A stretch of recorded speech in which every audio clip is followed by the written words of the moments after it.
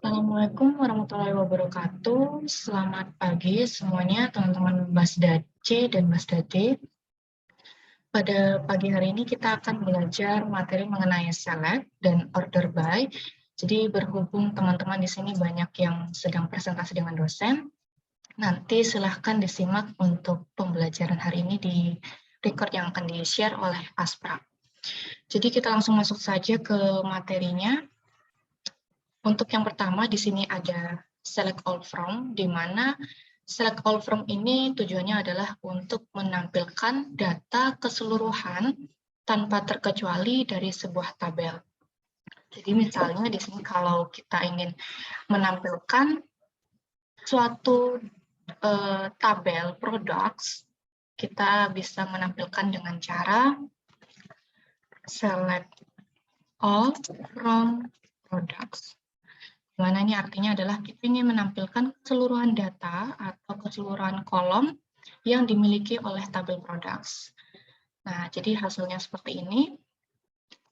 Kemudian, kalau misalnya kita ingin mencari tabel yang lain, itu juga bisa. Select all from supplier, misalnya. Nah, seperti ini. Jadi bebas ya tabelnya. Kemudian untuk yang kedua di sini adalah select beberapa kolom. Jadi yang pertama tadi kita ingin menampilkan keseluruhan data atau keseluruhan kolom dari sebuah tabel. Maka yang kedua ini adalah kita ingin menampilkan satu, dua, atau beberapa kolom dari suatu tabel seperti itu. Kita ingin menampilkan beberapa, bukan keseluruhannya. Misalnya kita ingin menampilkan dua kolom dari tabel products. Misalnya saya ingin menampilkan nama produk dengan produk ID-nya juga. Maka perintahnya adalah select kolom 1, kemudian kolom 2, from tabelnya apa. Nah, sebagai contoh, select produk ID, kemudian kita ingin menampilkan produk name-nya, from product, seperti ini rumusnya. Jadi kita langsung saja tampilkan, maka yang akan ditampilkan hanya dua kolom, seperti itu. Kemudian kita masuk ke materi alias, di mana alias ini tujuannya untuk memberikan nama lain dari suatu kolom. Nah, di sini ada banyak cara sebenarnya. Dari yang pertama, di sini ada yang disambung saja, tapi yang membedakan ada huruf besarnya untuk tiap katanya. Kemudian yang kedua, di sini kita bisa pakai underscore. Yang ketiga ini kita bisa memakai string di sini. Kemudian pakai kurung siku. Jadi tujuannya untuk yang string ini adalah kita lebih bebas untuk memberikan namanya. Jadi jika ada spasi atau kita ingin menambahkan sebuah simbol, maka gunakanlah cara yang ketiga dengan menggunakan atau mengatuknya dengan string. Nah, misalnya kita satu persatu ya, kita misal ingin menampilkan select, misalnya kita ingin menampilkan data dari suppliers. Kita ingin merubah nama company name menjadi nama perusahaan. Jadi aliasnya adalah nama perusahaan. Select company name as nama perusahaan from suppliers. Nah, seperti ini. Nah, jadi yang awalnya kolom tersebut bernama company name, dia akan berubah menjadi nama perusahaan sesuai yang kita inginkan. Nah, kemudian sama saja sebenarnya ketika kita menambahkan underscore. Kita tambahkan saja di tengahnya.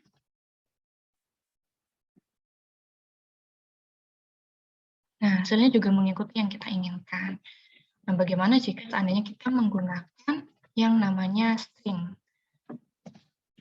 Nah, misalnya kita berikan spasi di tengahnya. Atau kita bisa memberikan simbol. Kita coba dulu ya. Nah, jadi ini ketika kita memberikan spasi, maka dia akan mengikuti sesuai yang kita inginkan. Jadi string ini lebih bebas penggunaannya. Nah, kita ingin menambahkan simbol bintang, itu juga bisa. Seperti itu, teman-teman.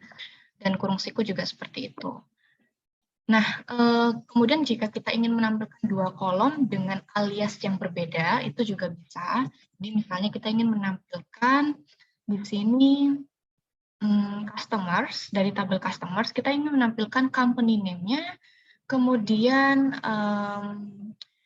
address, contohnya seperti itu. Misalnya select address as alamat customer, kemudian kita ingin menampilkan nama perusahaannya, maka company name as perusahaan customer from customers, from tabelnya. Ini juga bisa. Nah, jadi seperti ini. Jadi silahkan nanti dieksplor untuk penggunaan alias ini, bisa lebih dari satu kolom dengan nama alias yang berbeda, seperti itu. Nah, kemudian kita akan mempelajari mengenai penggabungan kolom. Jadi mungkin sudah sempat disinggung di TM, cuman kita akan berlatih lebih banyak di praktikum ini ya. Jadi misalnya kita ingin menggabungkan contoh yang sepele di sini jika nama orang ya. Jadi first name, last name, dan title of courtesy kita ingin gabungkan menjadi suatu nama yang lengkap. Jadi ada 3 kolom yang ingin kita gabungkan, maka rumusnya adalah select, kemudian kolom 1, digabung. Nah, jadi di sini teman-teman bebas ya untuk menggabungkannya. Ini apakah kita ingin digabung langsung, jadi tanpa spasi, atau kita ingin berikan spasi. Nah, kalau ingin diberikan spasi, contohnya seperti ini, teman-teman. Kemudian kolom 2, kemudian kolom 3,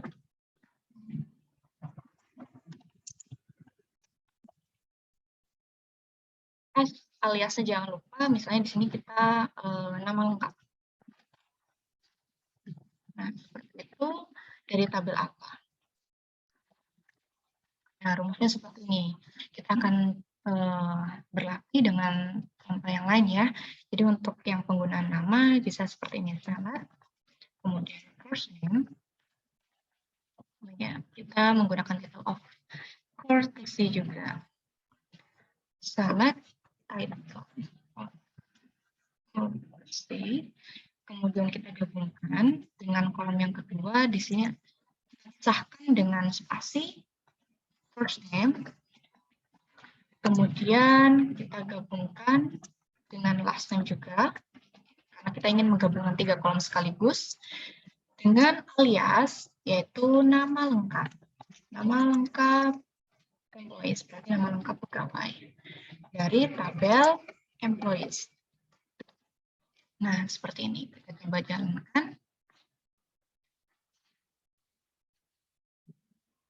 Oke, nah ini harusnya string seperti ini ya, teman-teman, bukan. Nah, kita coba saja. Nah, maka hasil yang ditampilkan adalah 3 kolom tadi yang sudah kita gabungkan akan digabung dalam satu kolom dengan bernama nama lengkap pegawai. Nah, kalau misalnya teman-teman ingin menyisipkan koma untuk penggabungan kolomnya, maka juga bisa. Select koma. Nah, ini seperti ini. Kita jalankan. Nah, maka untuk kolom yang pertama, title of courtesy akan dipisahkan koma dengan kolom yang kedua yang bernama first name. Nah, seperti itu. Kemudian kita lanjut ke materi berikutnya, yaitu mengenai formatting. Jadi formatting di sini kita menggunakan tuchar, gunanya untuk memformat tanggal, khususnya tanggal. Jadi kita sering untuk tanggal ini kita bisa memformat bentuk atau format tanggalnya itu menjadi angka atau menjadi nama aslinya. Misalnya kita ingin memformat tanggal hari itu dengan karakter, maka kita akan memformatnya dengan day. Kalau misalnya kita ingin memformatnya dengan angka, tanggalnya berupa angka untuk harinya, maka kita cukup DD saja, seperti itu. Nah, untuk catatannya di sini, kalau now adalah tujuannya untuk menampilkan waktu timestamp beserta zona waktunya. Kemudian untuk current date ini untuk tanggal hari ini yang sekarang.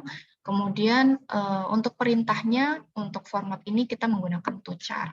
Nah, langsung saja misalnya kita ingin memformat untuk kolom birth date. Jadi select, kita tampilkan yang aslinya dulu, birth date. Kemudian kita ingin memformat birth date dengan ketentuan tertentu. Misalnya kita ingin memformatnya menjadi kemudian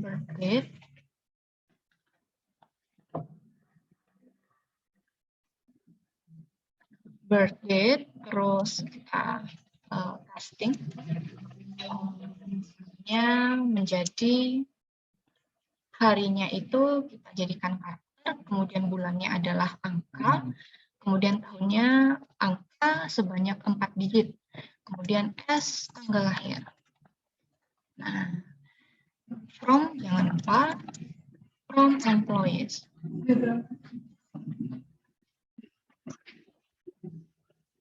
Nah, jadi ini seperti ini teman-teman. Nah, ketika untuk birth date yang asli atau kolom yang asli di sini tahun, kemudian diikutin dengan di sini ada tahun, kemudian bulan dan tanggalnya. Nah, ketika kita memformat, kita ingin menampilkan dengan yang kita inginkan, maka untuk formatnya di sini ada day, karakter, kemudian bulannya dalam bentuk angka, kemudian tahunnya kita format sebanyak 4 digit. Nah, hasilnya seperti ini. Jadi 1963, kemudian bulannya 8, tanggal 30 adalah jatuh pada hari Jumat, seperti itu. Teman-teman juga bisa pakai koma di sini, tidak harus strip ya. Bisa kita seperti ini, kita jalankan saja. Nah, hasilnya seperti ini teman-teman. Kalau misalnya kita ingin memformat bulannya menjadi karakter juga bisa. Nah, seperti ini. Jadi sama aja. Nah, kemudian kita lanjut ke materi selisih. Jadi di sini ada penggunaan edge. Edge itu untuk mencari atau menghitung selisih dari kolom tertentu. Misalnya kita ingin menghitung selisih dari kita ingin mencari usia employees ketika ia masuk, maka kolom yang kita libatkan di sini adalah hire date, tanggal ketika dia masuk ke perusahaan, kemudian birth date atau tanggal lahirnya. Jadi kita ingin mencari usia pegawai pada saat dia masuk. Jadi rumusnya adalah salah. Kemudian kita coba tampilkan kolom utamanya dulu, kolom induknya. Misalnya di sini adalah birth date, kemudian hire date, kemudian rumus yang ingin kita cari. Nah, rumus di sini kita ingin mencari usianya ketika ia masuk. Maka age di sini kita ingin menghitung selisihnya, hire date dikurangi dengan birth date. S usia pegawai saat masuk.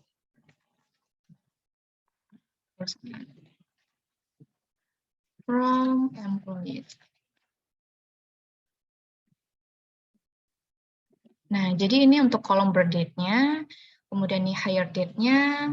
Nah, untuk age, dia akan ditampilkan seperti ini, teman-teman. Jadi lengkap dari tahun, bulan, dan harinya.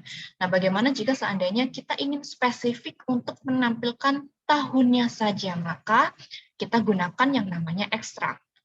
Kita ingin mengcustom, menampilkan tahun saja, atau bulan saja, atau hari saja, itu juga bisa. Dengan cara select date, hire date, nah kita tambahkan di depannya seperti ini. Misalnya ini masih belum ada ya. Jadi ekstrak. Nah, kita ingin menampilkan berdasarkan apa? Misalnya tahun, maka ekstrak here from age untuk menghitung selisihnya. Kemudian hire date, dia masuk tanggal berapa. Kemudian birth date, dia masuk tanggal lahirnya kapan. Seperti itu. Kita coba tampilkan. Nah, maka hasilnya adalah pegawai dengan nomor urut 1. Nah, kita bisa menambahkan di sini biar lebih jelas kita menambahkan employee ID-nya. dan first name-nya ya, biar lebih lengkap.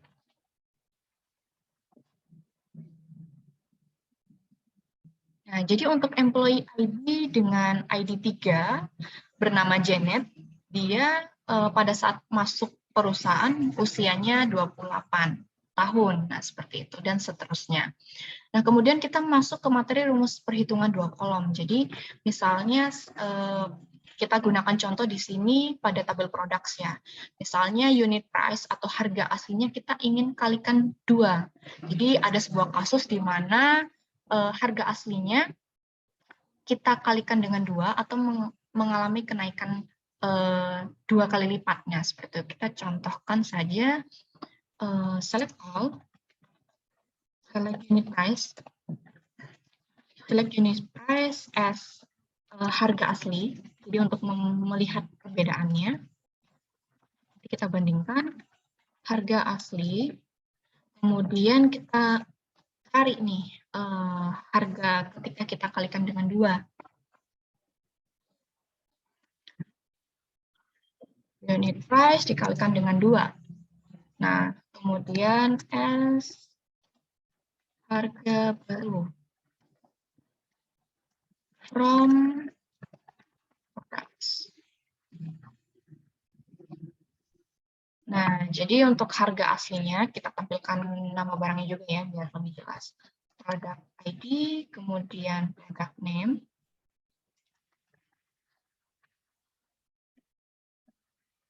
Nah, jadi untuk product ID dengan ID 3 dengan nama Anis Syrup, harga aslinya adalah 10. Kemudian ketika kita kalikan dengan 2 atau mengalami kenaikan 2 kali lipat, maka harganya adalah 20. Jadi sesuai dengan rumus yang kita berikan ya. Ini bisa sebenarnya kita berikan tanda biar tidak membingungkan untuk memisah rumus dengan aliasnya. Nah, kemudian kita masuk dengan materi distinct, di mana distinct tujuannya adalah untuk menampilkan data yang unik, jadi menghindari terjadinya duplikasi data. Jadi ketika ada 2 value atau lebih value yang sama, maka dia akan ditampilkan sebanyak 1 kali saja, seperti itu. Misalnya kita ingin menampilkan harga ya, jadi kan ada kemungkinan harga itu bisa sama. Nah, untuk membandingkannya kita bisa seperti ini. Select product ID, product name, kemudian unit price harga aslinya, kemudian ini ketika kita, nah ini harga aslinya, kemudian bagaimana misalnya kita ingin menampilkan datanya yang unik, kita bandingkan nanti unit price.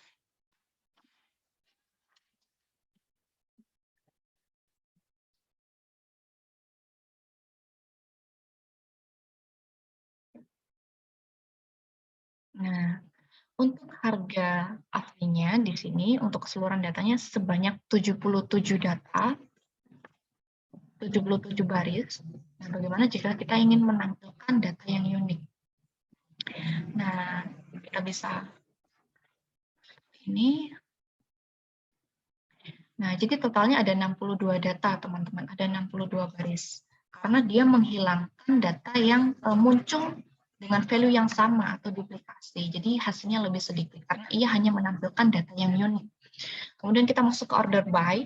Di sini order by adalah untuk mengurutkan berdasarkan tertentu. Jadi kita misalnya ingin menampilkan harga secara default, maka seperti ini. Select all, select unit price from products. Order by, kita bisa pakai all aja. Order by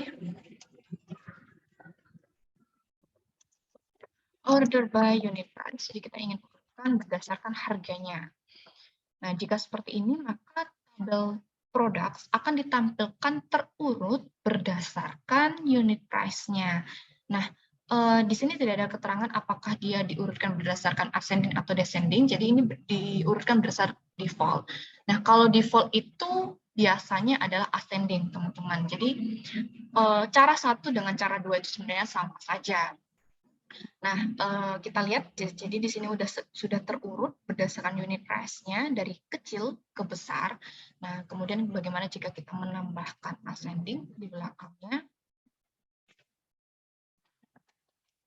Nah, sebenarnya sama aja teman-teman. Nah, seperti ini. Kemudian kita bisa memberikan descending, di mana descending ini adalah tujuannya untuk menampilkan data yang terurut dari besar ke terkecil. Entah itu dalam bentuk string atau dalam bentuk integer yang kita urutkan. Nah, sebagai contoh di sini yang kita urutkan adalah data yang bertipe integer.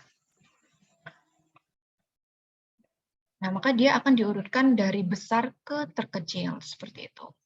Nah, kemudian untuk limit di sini adalah untuk menampilkan data sebanyak yang kita mau, sebanyak yang kita inginkan. Nah, misalnya kita ingin menampilkan, kalau ada kasusnya, tampilkan data dengan unit price paling mahal, tampilkan 3 data dengan unit price paling mahal. Berarti kan kita ingin menampilkan 3 data teratas atau 3 data termahal. Nah, maka limitnya ada 3, teman-teman. Jadi, pengerjaannya adalah select all from products.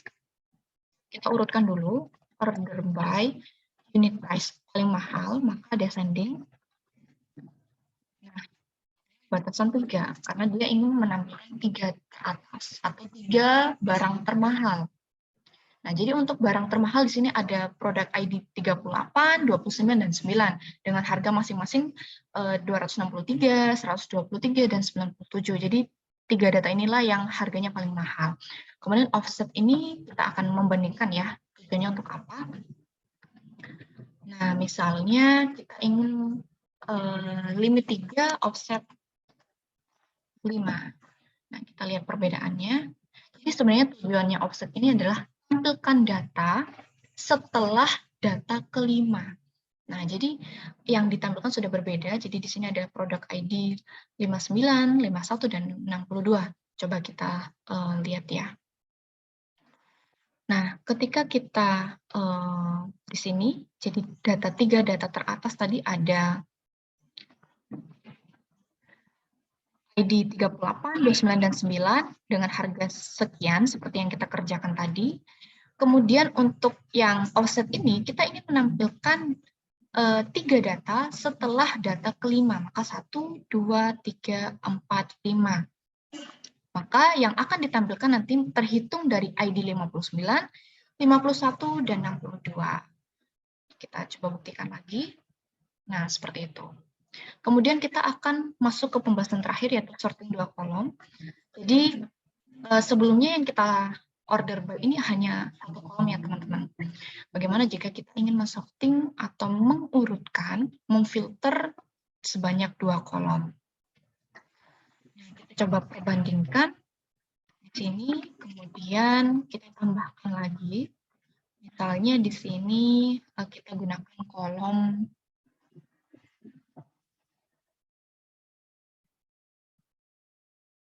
kategori ID, ya, produk ID aja, produk ID, kita lihat perbedaannya ya. Ketika kita menjalankan perintah yang pertama, maka yang ditampilkan adalah tabel produk diurutkan berdasarkan kolom unit price dari yang terkecil ke terbesar. Jika kita menjalankan yang kedua, nah maka hasilnya sama saja teman-teman, karena untuk kasus sorting 2 kolom ini yang diutamakan adalah kolom terdahulu atau kolom yang lebih awal atau kolom yang di depan. Jadi kolom setelahnya walaupun dia ingin diurutkan descending atau ascending, maka yang diprioritaskan adalah kolom pertama.